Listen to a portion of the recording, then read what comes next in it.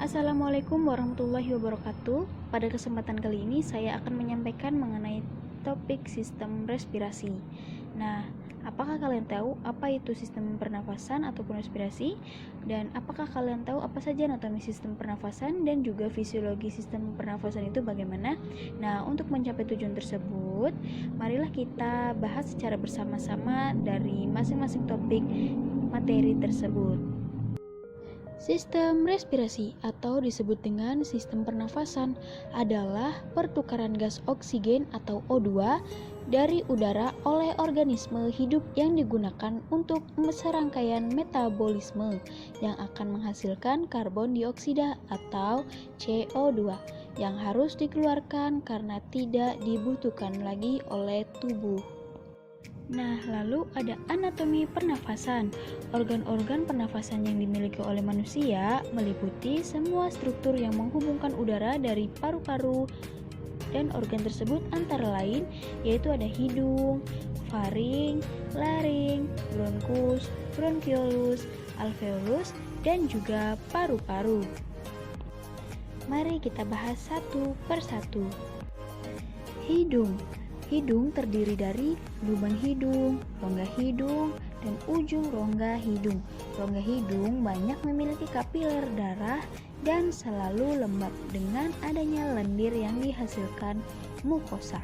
Di dalam hidung, udara disaring benda-benda asing yang tidak berupa gas agar tidak masuk ke paru-paru.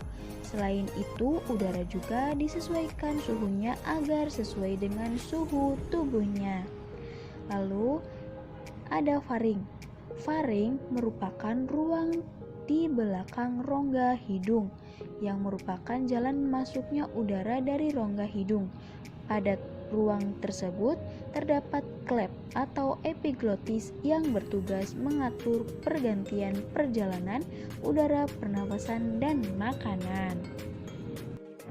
Laring atau pangkal. Batang tenggorokan merupakan pita yang tersusun atas otot polos dan tulang rawan yang berbentuk huruf C pada jarak yang sangat teratur. Dinding trakea tersusun atas 3 lapisan jaringan epitel yang dapat menghasilkan lendir yang berguna untuk menangkap dan mengembalikan benda-benda asing ke hulu saluran pernafasan sebelum masuk ke paru-paru bersama udara pernafasan. Bronkus merupakan cabang batang tenggorokan yang jumlahnya sepasang. Yang satu menuju ke paru-paru kiri dan yang satunya menuju ke paru-paru kanan. Dinding bronkus terdiri atas lapisan jaringan ikat, lapisan jaringan epitel, otot polos, dan cincin tulang rawan. Kedudukan bronkus yang menuju ke kiri lebih mendatar daripada ke kanan. Hal ini merupakan salah satu sebab mengapa paru-paru kanan lebih mudah terserang penyakit. Bronkiolus merupakan cabang dari bronkus, dindingnya lebih tipis dan salurannya lebih tipis. Bronkiolus bercabang-cabang menjadi bagian yang lebih halus.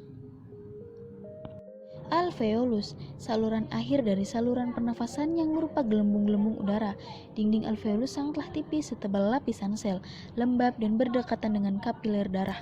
Adanya alveolus memungkinkan terjadinya luasnya daerah permukaan yang berperan penting dalam pertukaran gas. Pada bagian alveolus inilah terjadi pertukaran gas-gas oksigen dari udara bebas ke sel-sel darah, sedangkan pertukaran karbon dioksida dari sel-sel tubuh ke udara. Paru-paru terletak dalam rongga dada dibatasi oleh otot dada dan tulang rusuk. Pada bagian bawah dibatasi oleh otot-otot diafragma yang kuat. Paru-paru merupakan himpunan dari bronkiolus, zacus alveoloris, dan alveolus. Di antara selaput dan paru-paru terdapat cairan limfa yang berfungsi untuk melindungi paru-paru pada saat mengembang dan menepis. Paru-paru kanan berlobulus 3, bronkus kanan bercabang 3. Paru-paru kiri berlobulus 3, bronkus kiri bercabang 2 dan posisinya lebih mendatar. Nah, dibungkus oleh lapisan pleura yang berfungsi menghindari gesekan saat bernafas. Ringkasan jalannya udara pernafasan yang pertama. Udara masuk melalui lubang hidung, melewati nasofaring, melewati orofaring, melewati glotis, masuk ke trakea, masuk ke percabangan trakea yang disebut bronkus, masuk ke percabangan bronkus yang disebut bronkiolus. Udara berakhir pada ujung bronkus berupa gelembung yang disebut alveolus atau alveoli. Mekanisme pernafasan manusia. Pada saat bernafas terjadi kegiatan inspirasi dan ekspirasi. Inspirasi adalah pemasukan gas oksigen dan udara atmosfer kepada paru-paru. Sedangkan ekspirasi adalah pengeluaran gas karbon dioksida dan uap air dari paru-paru ke luar tubuh. Setiap menitnya kita melakukan kegiatan inspirasi, kurang lebih 16-18 kali.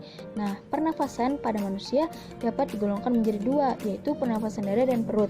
Pernafasan dada, otot yang berperan penting adalah otot antar tulang rusuk. Otot tulang rusuk dapat dibedakan menjadi dua, yaitu otot tulang rusuk dalam dan otot tulang rusuk luar. Nah, otot tulang rusuk dalam berfungsi menurunkan atau mengembalikan tulang rusuk ke posisi semula. Sedangkan pernafasan perut adalah otot yang berperan aktif, otot diafragma dan otot dinding rongga perut. Bila otot diafragma berkontraksi, posisi diafragma akan mendatar. Hal ini menyebabkan volume rongga dada bertambah besar, sehingga tekanan udaranya semakin kecil. Penurunan tekanan udara menyebabkan pengembangan paru-paru, sehingga udara mengalir masuk ke paru-paru atau inspirasi. Frekuensi pernafasan. Gerak pernafasan diatur oleh pusat pengendali otak, sedangkan aktivitas saraf pernafasan dirangsang oleh stimulus dari karbon dioksida. Pada umumnya, manusia mampu bernafas 15-18 kali tiap menitnya. Cepat atau lambatnya pernafasan dipengaruhi oleh beberapa faktor. Yang pertama, faktor umum. Semakin bertambah usia, maka semakin rendah frekuensi pernafasannya. Lalu jenis kelamin. Laki-laki umumnya bernafas lebih pelan daripada perempuan, dikarenakan volume paru-paru laki-laki lebih besar daripada perempuan. Nah, lalu ada suhu tubuh. Hal ini berpengaruh dengan proses metabolisme tubuh. Semakin tinggi suhu tubuhnya, semakin tinggi pula frekuensi pernafasannya. Lalu ada posisi tubuh. Pada saat berdiri, frekuensi pernapasan lebih besar karena energi yang digunakan untuk menumpang tubuh lebih banyak. Lalu kegiatan tubuh. Orang banyak melakukan kegiatan, frekuensinya pernafasan akan meningkat karena lebih banyak memerlukan energi. Fisiologi pernafasan. Yang pertama, pernafasan jaringan atau pernapasan internal. Darah yang telah menjenuhkan hemoglobinnya dengan oksigen atau oksihemoglobin mengitari seluruh tubuh dan akhirnya mencapai kapiler, di mana darah bergerak sangat lambat.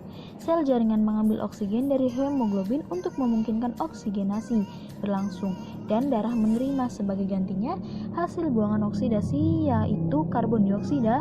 Perubahan berikut terjadi dalam komposisi udara dalam alveoli yang disebabkan pernafasan eksternal dan pernafasan internal atau pernafasan jaringan. Yang kedua, udara atau atmosfer yang dihirup. Nitrogen 79%, oksigen 20%, karbon dioksida 0-0,4%. Udara yang masuk alveoli mempunyai suhu dan kelembapan atmosfer. Udara yang dihembuskan nitrogen 79%, oksigen 16%, karbon dioksida 4-0,4%. Udara yang dihembuskan jenuh dengan uap air dan mempunyai suhu yang sama dengan badan atau 20% panas badan hilang. Untuk pemanasan udara yang dikeluarkan, besar daya muat udara oleh paru-paru ialah 4.500 mili sampai 5.000 mili atau 4,5 sampai 5 liter udara. Hanya sebagian kecil dari udara ini, kira-kira 1-10-nya atau 500 mili, adalah udara pasang surut atau tidal air, yaitu yang dihirup masuk dan dihembuskan keluar pada pemanasan biasa dengan tenang. Nah, lalu yang ketiga, kapasitas vital. Volume udara yang dapat dicapai masuk dan keluar paru-paru pada penarikan napas dan pengeluaran napas paling kuat disebut kapasitas vital paru-paru. Diukurnya dengan alat spirometer. Pada seorang laki normal 4-5 liter dan pada seorang perempuan 3-4 liter. Kapasitas itu berkurang pada penyakit paru-paru, pada penyakit jantung atau yang menimbulkan kongesti paru-paru, dan pada kelemahan otot pernafasan. Yang keempat, kecepatan dan pengendalian pernapasan. Mekanisme pernapasan diatur dan dikendalikan oleh dua faktor utama, yaitu pengendalian oleh saraf dan pengendalian secara kimiawi. Nah, apakah dua faktor itu? Mari kita bahas secara bersama. Pengendalian oleh saraf. Pusat pernapasan ialah suatu pusat otomatik di dalam medula oblongata yang mengeluarkan impuls eferen ke otot pernapasan. Melalui beberapa radiak saraf cervicalis, impuls ini diantarkan ke diafragma oleh saraf phrenikus di bagian yang lebih rendah pada sumsum belakang. Impulsnya berjalan dari daerah torak melalui saraf interkostalis untuk merangsang otot interkostalis. Impuls ini menimbulkan kontraksi ritmik pada otot diafragma dan interkostal yang kecepatan kira-kira 15 menit kali setiap menit. Impuls eferen yang dirangsang oleh pemekaran gelembung udara diantarkan oleh saraf vagus ke pusat pernapasan ke dalam medula. Sedangkan pengendalian secara kimiawi ialah faktor kimiawi adalah faktor utama dalam pengendalian dan pengaturan frekuensi, kecepatan, dan dalamnya gerakan pernafasan. Pusat pernafasan di dalam sumsum sangat peka pada reaksi, kadar alkali darah harus dipertahankan. Karbon dioksida adalah produk asam dari metabolisme, dan bahan kimia yang asam ini merangsang pusat pernafasan untuk mengirim keluar impuls saraf yang bekerja atas otot pernafasan. Kedua pengendalian melalui saraf dan secara kimiawi adalah penting. Tanpa salah satunya orang tak dapat bernapas terus. Dalam hal paralisa atau pernapasan atau interkostal dan diafragma digunakan ventilasi paru-paru atau suatu pernapasan buatan lainnya untuk melanjutkan pernapasan. Sebab dada harus bergerak supaya udara dapat dikeluarkan dari paru-paru dan masuk ke paru-paru. Yang kelima, kecepatan normal setiap menit. Bayi baru lahir 30-40 menit, 12 bulan 30 menit, dari 2-5 tahun 24 menit, dan orang dewasa 10-20 menit. Gerakan pernapasan ada dua saat terjadi sewaktu pernapasan. Yang pertama, inspirasi, dan kedua, ekspirasi. Nah, inspirasi ini adalah menarik napas, proses aktif yang diselenggarakan oleh kerja otot. Sedangkan pada ekspirasi, udara dipaksa keluar oleh pengendoran otot dan karena paru-paru kempes kembali, disebabkan sifat elastik paru-paru itu. Gerakan ini adalah proses pasif. Ketika pernapasan sangat kuat, gerakan dada bertambah, otot leher dan bahu membantu menarik iga-iga dan sternum ke atas. Otot sebelah belakang dan abdomen juga dibawa bergerak ke area nasi atau cuping atau sayap hidung, dapat kembang kempis. Yang keenam, kebutuhan tubuh akan oksigen. Dalam banyak keadaan, termasuk yang telah disebut, oksigen dapat diatur menurut keperluan. Orang tergantung pada oksigen untuk hidupnya. Kalau tidak mendapatkannya selama lebih dari 4 menit akan mengakibatkan kerusakan pada otak yang tidak dapat diperbaiki dan biasanya pasien meninggal. Tetapi bila penyediaan oksigen hanya berkurang, maka pasien menjadi kacau pikiran. Ia menderita anoksia cerebralis. Hal ini terjadi pada pekerja dalam ruangan sempit tertutup seperti dalam ruangan kapal, di dalam tank, ataupun ruang ketel uap. Oksigen yang ada mereka habiskan, dan kalau mereka tidak diberi oksigen untuk pernapasan atau tidak dipindahkan ke udara yang normal, maka mereka akan meninggal karena anoksmia atau disingkat anoksia. Adaptasi sistem respirasi kehamilan. Paru-paru dapat mengembang sempurna dengan adanya surfaktan yang optimal. Sekresi surfaktan paru-paru menjadi lebih banyak setelah kehamilan minggu ke-35-36. Surfaktan diperlukan untuk pengembangan alveolus dan mencegah kolaps atau atelektasis selama fase ekspirasi saat bernapas. Vaskular bed paru-paru akan dilatasi dan dekat dengan jaringan paru-paru supaya dapat menjadi pertukaran gas. Bayi baru lahir juga akan memiliki sistem saraf pusat yang optimal untuk memulai dan mengkoordinir usaha pernapasan. Pernapasan pertama dirangsang oleh faktor-faktor mekanik, kimia sensoris, dan rangsangan termal. Nah, dan pada setiap kehamilan akan terjadi perubahan-perubahan anatomi sesuai tingkat usia kehamilan ibu hamil tersebut.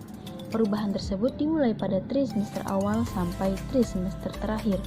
Perubahan-perubahan anatomi yang terjadi pada ibu hamil diantaranya meliputi berat badan dan indeks massa tubuh, darah dan pembekuan darah, sistem pernafasan, dan sistem persyarafan yang berkembang sesuai dengan kondisi janin yang ada di kandungan ibu. pernafasan masih diafragmatik selama kehamilan, tetapi karena pergerakan diafragma terbatas, setelah minggu ke-30, wanita hamil bernafas lebih dalam dengan meningkatkan volume tidal dan kecepatan ventilasi sehingga memungkinkan percampuran gas meningkat dan konsumsi oksigen meningkat 20%. Diperkirakan efek ini disebabkan oleh meningkatnya sekresi progesteron. Keadaan tersebut dapat menyebabkan pernafasan berlebihan dan arteri lebih rendah. Pada kehamilan lanjut, kerangka iga bawah lebar keluar sedikit dan mungkin tidak kembali ke keadaan sebelum hamil, sehingga menimbulkan kekhawatiran bagi wanita yang memperhatikan penampilan badannya. Mungkin itu saja yang mungkin dapat saya sampaikan. Semoga bermanfaat. Wassalamualaikum warahmatullahi wabarakatuh.